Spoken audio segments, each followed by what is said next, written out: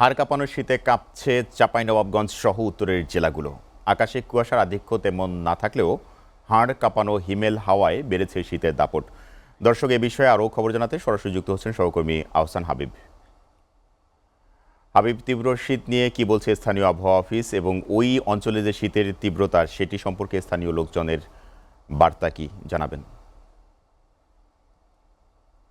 আপনি জানেন যে এখন দক্ষিণের জানালা খুলে না কেউ। এই না খোলার কারণ হলো যে চাঁপাইনবাবগঞ্জে ব্যাপক শীত এবং উপমাত্রায় প্রায় 20 দিন যাবত চলছে। এখানে শীতের কারণে আপনি জানেন যে চাঁপাইনবাবগঞ্জ হলো হিমালয়ের পাদদেশে সর্বপশ্চিমের জেলা। এই পশ্চিমের জেলা হিমালয়ের পাদদেশে মৌসুমিক আবহাওয়ার কারণে এবার শীতের তাপ অনেকটাই বেড়েছে। গতবার এতটা বেশি ছিল না শীতটা। এই কারণে এইবার শীতে মানুষের প্রচন্ড সারা দেশব্যাপী যে কষ্টটা হচ্ছে, মানুষ কর্মহীন পড়ে গেছে এবং অনেকে সন্ধ্যার পরে ঘরের বাইরে হতে পারছে না, সকাল 8টার পরে ঘর থেকে বের হতে পারছে না।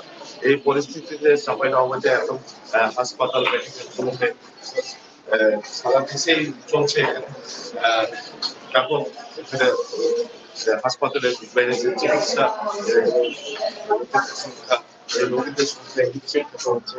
এখন জ্বর সর্দি কাশি এবং এই জ্বর সর্দি কাশির জন্য মানুষের যেটা ভোগান্তি পোহাতে হচ্ছে, কর্মহীন হয়ে পড়েছে অনেক। এই কর্মহীন হওয়ার এখন এখন শীতটা কেমন পড়ছে বলে মনে করছে? ভারী পড়ছে এবং কনকনা ঠান্ডা, অতিরিক্ত বাতাস হচ্ছে। এই বাতাসে, শীতের বাতাসে বের হওয়া যাচ্ছে না বাইরে। স্কুল কলেজ বন্ধ হয়ে গেছে, ছোট ছোট বাচ্চারা স্কুল কলেজে যেতে পারছে না শীতের কারণে। এত শীত, হাড় ভাঙা শীত, যেরকম হাড় কনকন ঠান্ডা করে এরকম শীত পড়ছে শিবগঞ্জে। আপাতত আমরা এখন মেডিকেলে এসেছি চিকিৎসা নিতে, আমরা যেন শীতের প্রভাব থেকে সুস্থ পাই এজন্য। অনেক কনকনে শীত পড়ছে এবং হাত পা ঠান্ডা হয়ে গেছে।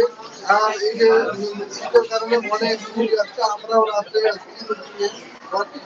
দুটার সময় আমরা রুগী নিয়ে যাচ্ছি। শীতের ভিতরে তো রুগী নিয়ে আসা টুকটাক, হেভি শীত, অনেক শীত পড়ছে আর হাড় কাঁপানো শীত। আমরা ভোগান্তির কথা, মানুষের পরিস্থিতির কথা জানছিলাম।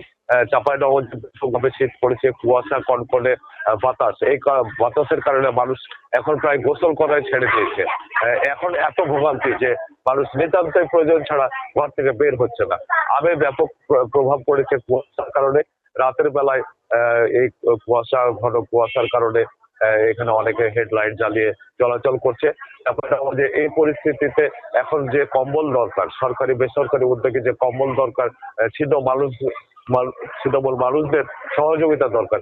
এই সহযোগিতাটা সরকারের পক্ষ থেকে বা বেসরকারি উদ্যোগ ভাবে তেমন নেই। এখন সারা দেশব্যাপী যে কনকনে শীত রয়েছে, এখন কম্বল বিতরণ দরকার। যারা বিত্তশালী আছেন তাদেরকে এখানে এগিয়ে আসা উচিত বলে মনে করছেন এবং যে তাহলে মানুষের ভোগান্তিটা কিছু কমবে, ছিন্নমূল মানুষগুলো ঘর থেকে বের হবে। এটি ছিল মানুষের সবার কাছে প্রত্যাশা। অসহায়দের জন্য মানুষ এগিয়ে আসবে, আপনারা এগিয়ে আসুন। এই ছিল সর্বশেষ পরিস্থিতি। সোহেল রানা। আহসান, আপনাকে ধন্যবাদ।